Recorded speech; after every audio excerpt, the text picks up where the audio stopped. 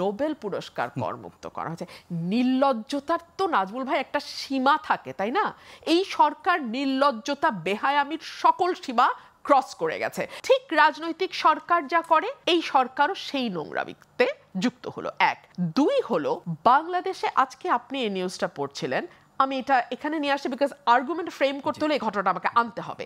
Deutsche ভেলের report আমি এই মাত্র দেখছিলাম, আপনিও সেটি বললেন, করিডোর দেওয়ার কথা সরকার ইতিমধ্যে প্রস্তুতি নেওয়া শুরু করেছিল। এটার সঙ্গে জাতিসংঘ বলছে আমাদের কোনো সম্পর্ক নাই।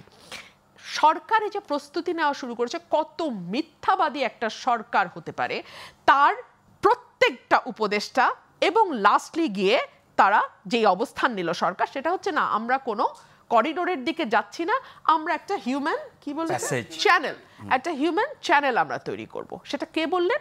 নিরাপত্তা বিষয়ক উপদেষ্টা।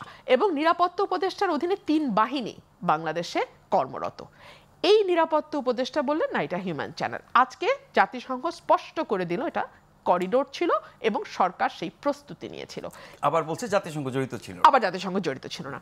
3, আপনি 3 নাম্বার, এই যে বাজেট মাত্র দিল, তাই না? এই সরকার, আমরা আশা করেছিলাম বাজেটে একটা গুণগত পরিবর্তন আনবে, অর্থাৎ মানুষের লাইফের সঙ্গে সম্পৃক্ত যেই বিষয়গুলো, শিক্ষা, স্বাস্থ্য, সামাজিক সুরক্ষা, বেকার সমস্যা, কর্মসংস্থান, বিনিয়োগের সমস্যা, এই জায়গাগুলো সরকার অ্যাড্রেস করবে এবং সেগুলোতে কি করে বরাদ্দ বাড়ানো যায় এবং সেই বরাদ্দ যথাযথ জায়গায় যাতে ব্যবহার হয় সেটা এনশিওর করা যায়, সেটা নিশ্চিত সরকার কাজ করবে।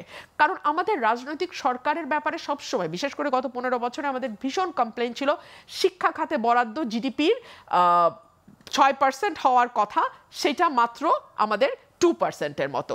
স্বাস্থ্য খাতে বরাদ্দ 5% হওয়ার কথা, সেটা মাত্র 0.78 বা 0.79%। অর্থাৎ যা বরাদ্দ হওয়ার কথা সেটা অনেক কম। সামাজিক সুরক্ষা খাতে অনেক কিছু, পেনশন, ভাতা, গ্র্যাচুইটি সব কিছু মিলিয়ে টিলিয়ে অনেক বড় অঙ্ক দেখানো হয়, কিন্তু একেবারে সত্যিকার অর্থে গরিব মানুষের হাতে পৌঁছায় তার 10 ভাগ বা 20 ভাগের 1 ভাগ। সেই জায়গাতে যদি পরিবর্তন সরকার আনতো, ওই বৈষম্যটা দূর করতে পারতো, তাইলে আমরা বুঝতাম যে না, সরকার সত্যিকার অর্থে একটা পরিবর্তন বা একটা সংস্কারের দিকে যাচ্ছে। আপনি আমাকে বলেন সেই জায়গায় আমরা বাজেটে কি দেখলাম? বাজেটে দেখলাম ম্যাগসেসে পুরস্কার করমুক্ত করা হয়েছে, নোবেল পুরস্কার করমুক্ত করা হয়েছে। নির্লজ্জতার তো নাজমুল ভাই একটা সীমা থাকে, তাই না? এই সরকার নির্লজ্জতা বেহায়ামির সকল সীমা ক্রস করে গেছে।